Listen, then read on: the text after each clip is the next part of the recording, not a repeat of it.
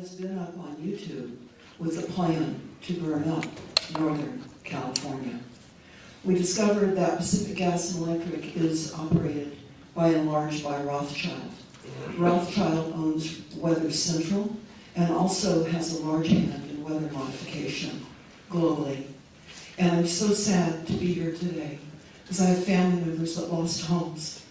And I live in a county that I call home that is being literally overrun by a power that has not yet been discussed. And I'm horrified and sad to be here right now. Very sad. But the plan to burn up Northern California was real. It was your first early warning. And they were emails that were sent to other government officials that knew about this. And I would ask you please to watch the YouTube, listen to it, because the second plan of burning up Northern California hasn't yet happened, but it will. It will happen. So Pacific Gas and Electric is Rothschild. Everybody listening can type in PG&E followed by Rothschild. You can also type in Edison International in Southern California followed by Rothschild. You will in fact find out that Rothschild is behind all of the utilities nationwide. This is why our grid is not hardened up against an EMP, electromagnetic pulse. We are literally here as a country and a society, and here in Northern California and elsewhere, at the hands of something larger than what we realize. And I was quieted for 2.5 years. That's why I haven't been here. But I'm here now, and I'm just telling you this. You had an early warning, but you didn't pay heed. It was too outrageous and too outlandish to believe that it was real, but it was. Deborah Tavares, stop the crime. Thank you. Okay, Mr. Colangelo? This is Jamie Lee. I'm here with Deborah Tavares, and we're at the 575 Administration Boulevard, or Road, the administration building that's holding a meeting today. And here's Deborah Tavares, who's been attending the meeting all morning. And we want to get a little bit of what she's seen. It's been a pretty incredible morning. But before we start that, Deborah, why don't you hold up the newspaper from this morning of the Press Democrat and open it up there, just unfold it. And what they're showing here is that they found archaeological, historical native Pomo artifacts in the, I don't know if it's Coffee Park or Fountain Grove, but effectively this will become a historical site where they won't be allowed to rebuild based on Native American history. And so this is another way they're going to keep people from reoccupying the land. In Glen Ellen. Glen Ellen it is. And we expect to see more of these finds come out. So Deborah, what did you see today in being there for the first 3 hours of this full-on meeting that includes a bunch of media, Board of Supervisors, FEMA, and who else is here? Okay, so I'm here today because we received a media advisory of this meeting held at the Sonoma County Board of Supervisors. And it says they invite community members to attend and provide input to guide post-fire recovery efforts at a workshop on infrastructure today, Tuesday, February the 27th, 2018. And there will be other local, state, and federal officials will be taking part as well. So they talk about the topics that will be discussed to include and prepare for a resilient city. It's all about resiliency, fire safety, utility infrastructure, and strengthening and improving our community warning programs. So I want to go over some of the things that I heard in this meeting. It's very diabolical. All the perpetrators of this event are here. They're building up from a planned disaster by the use of directed energy weapons, which you can hear that interview in full by Googling the plan to burn up Northern California. And of course, this is on your site, stopthecrime.net. Yes, and I am, of course, Deborah Tavares, and I do run the website stopthecrime.net, where you can find that plan to burn up Northern California as well. But the agenda here today by the perpetrators here in Northern California was to again discuss the community warning program, preparing for a more resilient county. Now, for many of you, I've reported on resilient cities. I would recommend that you go to the YouTube Kill Cities by Rothschild and Rockefeller to understand what resilient planning is all about in your town. This is happening here in Sonoma County, but it's an extension of UN Agenda 21 policies and all the policies in your cities to reduce greenhouse gas emissions. And they're talking about fire safety, utility infrastructure, impact on fire infrastructure, and a discussion. Now, I was able to speak for 2.5 minutes in the first session today, and I told them their first early warning sign was from the emails that Pacific Gas and Electric and PG&E sent 3 years ago, and that it had been out on the internet, and they didn't attend to this. There was no attention paid to this. It was too outlandish to have PG&E and Pacific Gas and Electric talk about the use of satellite lasers on Northern California. And specifically, they said Sebastopol, which is, of course, in Northern California.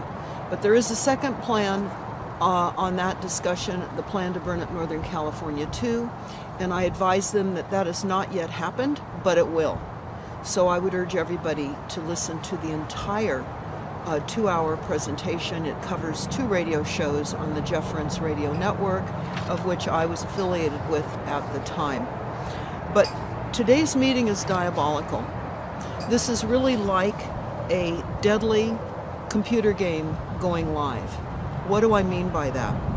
Well, they're talking about deploying cameras throughout this area. They say that it will take about 30 cameras, 20 to 30 cameras. They will have 150-mile range. They will have infrared so that you can observe in real time, 24 hours around the clock. And they say that it will be a hardened network, and it will be tied up and connected to Amazon in the cloud. And these cameras will be less expensive for Sonoma County, Napa, and Lake counties to deploy, which they said they need them because of fires and earthquakes. These are going to be up in the air, they're putting These are up? going to be, they say that 30 cameras that'll go 250 miles to 150 miles. 150-mile range to do what? Why are they Yeah, to be an early warning visual for fires? in real time on fires and or earthquakes, whatever type of destructive, weaponized weather assault any of us get. These cameras will show them in real time. They say that the first responders will know in real time where to go. And they were talking about how there has been no training in the social science of disasters. And one city council member said that we need to have a monthly training session with all the public here, much like they had in San Francisco years ago with a drop, tuck, and cover. So they want to have a neighborhood watch. They want to have a neighborhood education where people are training on a monthly basis for the doom of the weaponized weather assaults on all of us. Which can also be used as to see something, say something, Absolutely. turned around on us and spying on each other. Yeah, in fact, that is exactly what they're saying, Jamie. They're saying that this has got to go from top down into our neighborhoods. And that in Oakland, they conscripted about 20,000 people to report from the ground after all of the major events that Oakland went through. There has been FEMA here this morning. There has been, and the next session, which is going to start here shortly, is going to be all about making Sonoma County resilient. So again, I asked all of you to type in 100 resilient cities, and you'll find out who's behind that. It's Rockefeller. You will understand that this is for climate refugees. This is what they are doing globally now and in the United States. They are creating climate refugees to herd us in to available housing after they have literally destroyed the housing that is available to us. And as we pointed out as we started this program, already showing why some homes will not be able to be rebuilt because of the unearthing of relics, ancient artifacts. This is going to expand. We're going to cover this locally. We're boots on the ground. We're coming live right now Again, today is a very monumental day here in Sonoma County. We will be posting this entire meeting on stopthecrime.net so that you can watch it in segments. It is something extremely important. I realize that it is a long post, but there are segments in it that all of you need to take the time to watch and listen, because this is headed to you. And this is as a result of a weaponized weather assault. And that is now the new norm, increased weaponized weather assaults. We have been told that fire season in California will no longer be just a fire season as it had been in the past. It will be all year long. And we know certainly with the plan to burn up Northern California, how they're doing that with killing the trees, with all the toxins from the chemtrailing, the drought that they keep us perpetually in, and we're in a drought again right now. Greatest drought in the history of California. Last year was the greatest rains and snow, followed previously by the greatest droughts. And this last summer was record temperatures, and then we got torched out. So we're under attack here. Deborah, PG&E is Pacific Gas and Electric, our local electrical power supply. Can you speak and talk to me what you talked about last night with me about the documentation on our homeowners' bills with PG&E about the EMF frequencies? Yes, actually, I will be putting that up on stopthecrime.net, but the bill inserts in our monthly billing with Pacific Gas and Electric and also Southern California Edison. Any of you listening right now can just type in and look at your bill inserts online about the explanation of EMF, electromagnetic frequencies. They describe electromagnetic frequencies as something that is common to our use of electricity and appliances, etc. They are saying that the health deficits of electromagnetic frequencies is inconclusive by international, national, and California standards. While they say there's no known health effects or problems from the electromagnetic frequencies, they then negate what they say by saying, but it is inconclusive, and consensus requires that they continue to review the subject. So what is happening in our bills is the admission from our electric companies and gas companies that they are saying that it in fact does cause health damage.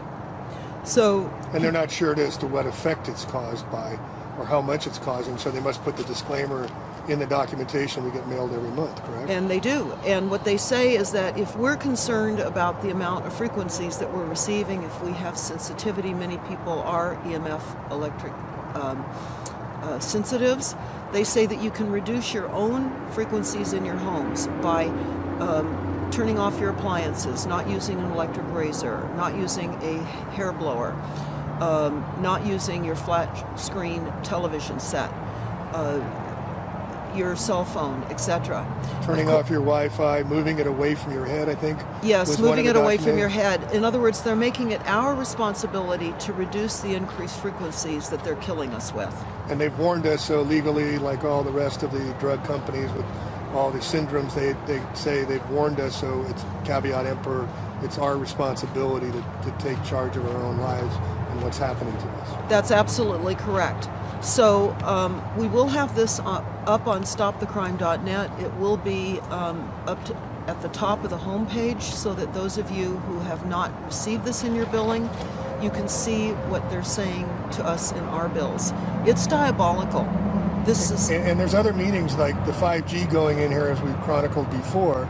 There's 4 meetings going on because there was a newspaper article about people protesting putting in the 5G, and now they're hosting 4 meetings as well.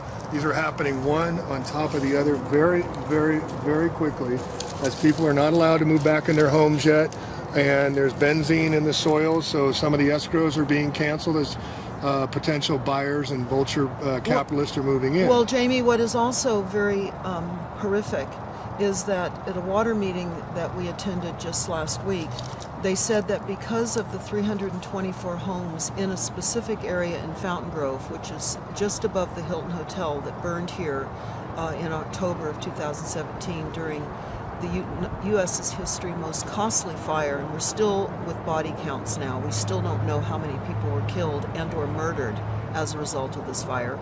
But what they're saying about these 224 homes, of which there were only a few homes left standing, the water started to taste bad and smell bad, and so those few occupants that were still able to live in homes that were there reported it. The county has had lab tests. They found benzene in the water. They started taking water bottles up to these people, and of course that doesn't minimize their showers, their sinks, their laundry. They were also told not to water their landscaping because the benzene, which is of course cancer causing and other kinds of ailments before you die of cancer, they said don't water your plants because it will seep down into the groundwater table.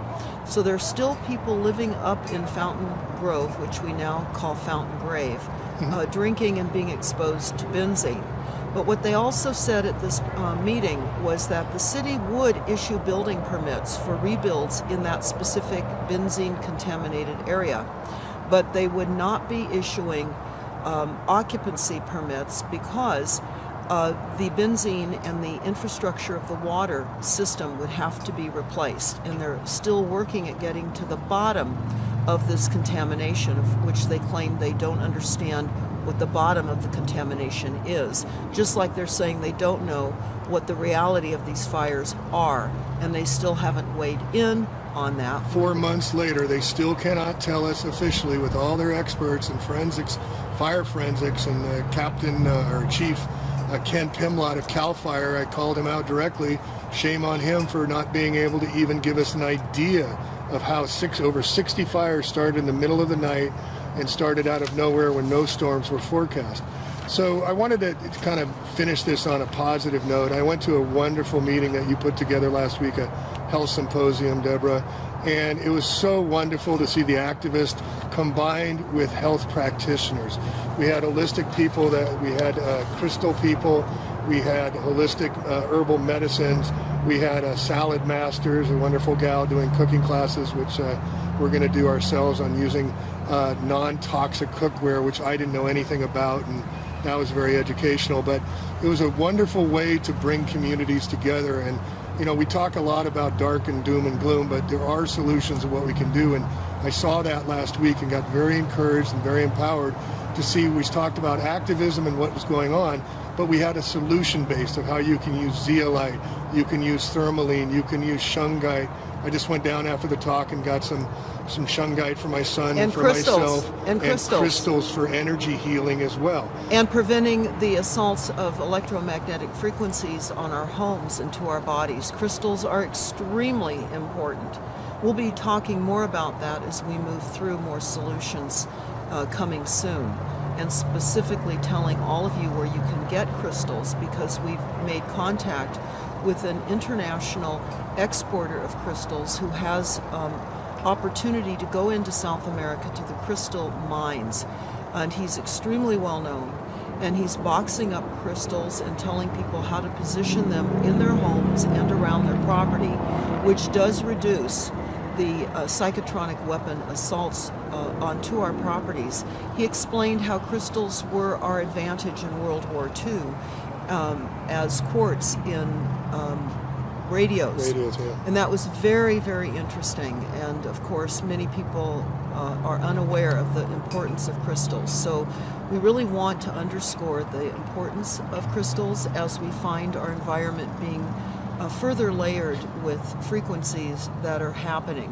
What we're also noticing is that the Verizon assault with putting in these additional frequencies throughout our communities is happening throughout the county. In fact, you will find that generally these types of agendas start going through the country. When we first discovered the deployment of the smart meters, it was not just here in Northern California or Southern California. We just happened to notice it when it was already 75% deployed upon us with smart meters. So what you need to do is you need to look and find out what your city is doing with engaging your utility companies or your wireless companies to deploy street lights, to deploy additional additives to all of your existing infrastructure to prevent dropped cell calls. That's how they'll promote this. And faster downloads of your videos, blah, blah, blah. Yes, right? and of course, the frequencies are what is going to absolutely destroy our cellular makeup and cause massive genocide. We also have on StopTheCrime.net a new document. It's entitled Population Engineering and Climate Action. It's at the top of the website. I would recommend that you all download this and understand how the PSYOPs is being played out. But as Jamie pointed out, it's important to link together with solutions, and that's what we're trying to do here in between reporting during these horrific meetings that we attend. So really want to encourage everyone that's listening right now, we have to engage. We must engage. We can no longer sit quiet, and we need to go forward with the love and hope for humanity, because that's where it is right now. We need to do all we can in creating awareness. That is our legacy. That is what we are here now for and what we are here now to do. So thank you so very much for listening, and pass this information along far and wide. More importantly, I will leave you with this. We have primary water. We do not have a water shortage. This is the PSYOPs now being played out in Cape Town in South Africa. They've just extended the 0 day that they keep talking about, no more water. We discovered the PSYOPs being played here in Northern California in a town called Mountain House. Mountain House, about 4 years ago, was being shown throughout the United States as running out of water in 10 days. When our research team called some realtors in Mountain House, we discovered that they did not even know that their town was being used as a PSYOPs.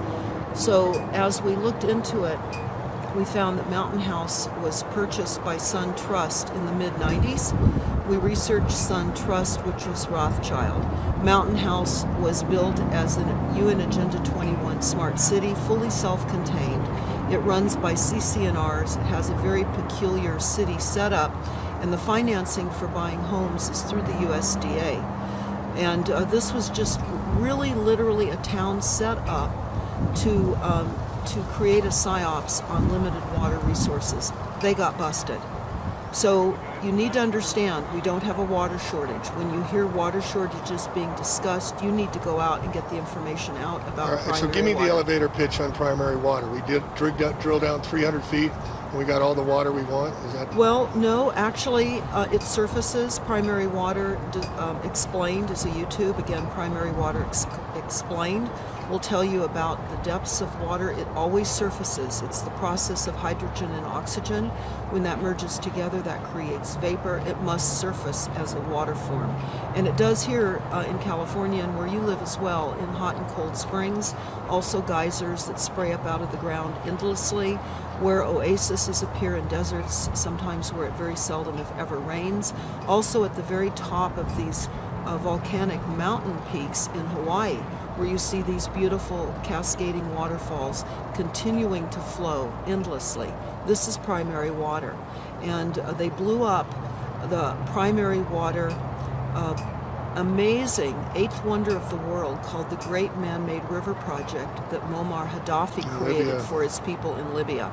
That was blown off the map. You can type in the Great Man-Made Water Project and you can watch it being built in Libya. It was an amazing feat.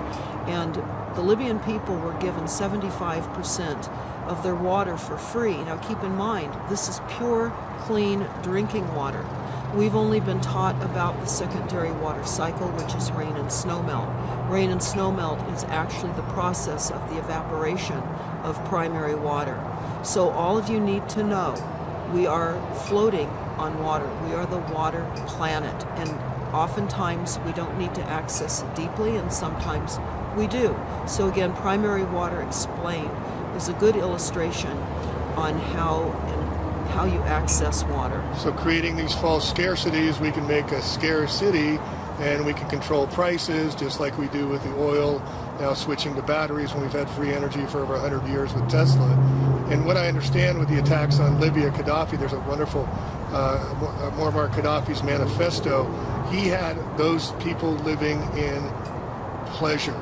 They had free water, they free had homes, free education, and it was a model for the future, and that's why they took him out. And he was just getting ready to back the dinar with gold. He wanted out of the Rothschild network. Just like Lincoln was going to back the greenback and Kennedy was going to switch to the dollar.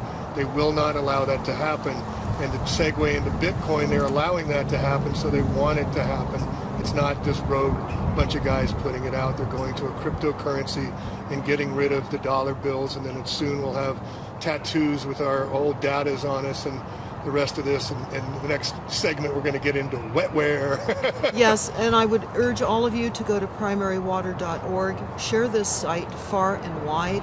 Our children are getting very depressed, and I just was hearing this morning on the radio, Jamie, that they want 12-year-olds now to take a survey because they're seeing depression in children, and they want to start medicating them and having them go to seek psychiatric intervention. And of course, why not? Our children are being taught that there's just too many people using too much stuff, and that's not true. And we need to do all we can to raise our children up with the idea that the scarcity is not real. It's an entire psyops, building new markets up on top of false scientific realities. So we can do anything that's positive. It's to share the good news of water. Plentiful, pure, clean, fresh drinking water. So we're going to be going back into this meeting shortly. And we'll have more to share as we roll into the afternoon here in what's left of Northern California. And I just wanted to add another thing with the water is grow your own food, folks. Teach your children how seeds work and where things come from. Get them as self-sufficient and as self-reliant, because as they're cutting down, we're going to have the market collapse. And when the market collapses, there's going to be a lot of poverty going on. They're already cutting 30% off mental health. They're kicking out the homeless again, cutting funding for everything. And this is while the Wall Street markets are doing extremely record highs. When the markets correct, which they're starting to do now, all of this will collapse. So we'll become self-sufficient, self-reliant, and join your community and join your neighbors. And I want to just take one moment here to thank a hero of mine, and that's Lou.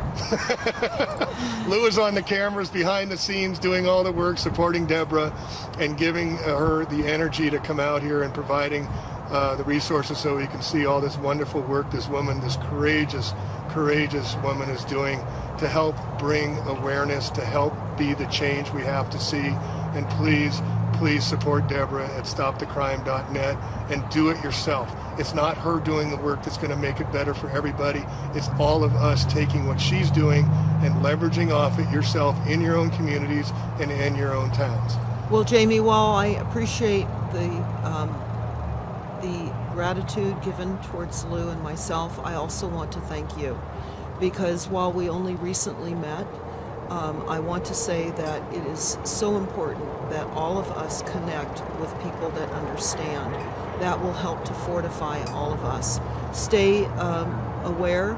Watch Jamie's channel. What is your channel now? They keep taking me down. It's the back to the original one, APLANE Truth. And you can look it up and see how long I'm still up, but this is such important work. And just to make really clear, this is going to happen everywhere, or is happening everywhere, these rollouts. And we're called to these times, folks. It's time to step up on the plate. It's not about you. It's sacrificing for the sacred, like our parents did, like their parents did. And we're going to be the change we have to see, but it's not going to be the end result. We have to start making the change. And thank you, Deborah, for everything you're doing. Thank you so much. And thank you, Lou. Thank you, Jamie. Catch you next time. Hi, Deborah Taveras. I certainly do remind you that PG&E is currently under criminal probation. And Pacific Gas and Electric commiserated with the California Public Utility Commission in that email exchange about the laser DEW that was going to be used on Sebastopol in Sonoma County. So I know that this sounds crazy. It did to me at first too, but it came to our attention because PG&E's smart meter director tried to falsely integrate himself into a anti-smart meter movement. So that's how we came up with this email exchange. I think it's vitally important for you to check that out. I know that you have to work with now the perpetrator, as I see it, of this crime that happened to all of us. But I also want to talk about the smart meters and how the smart meters may have influenced the additional burning of the fires, because the smart meters have caused fires all over the world. And with the pulse frequencies that were occurring that night, which is one of the reasons that that water station near Spring Lake went down, I was sitting at the water agency meeting about that, and they did have to move on over from PG&E because of the pulse frequencies to their generator system, just what was being said to you right now. But it was pulse frequencies. They were browning out. And I know that many people in their homes were browning out too. So I think it's very important to take into consideration how did the smart meters facilitate the fires as well. I'd be curious to know what PG&E knew on the 16th floor of their weather room.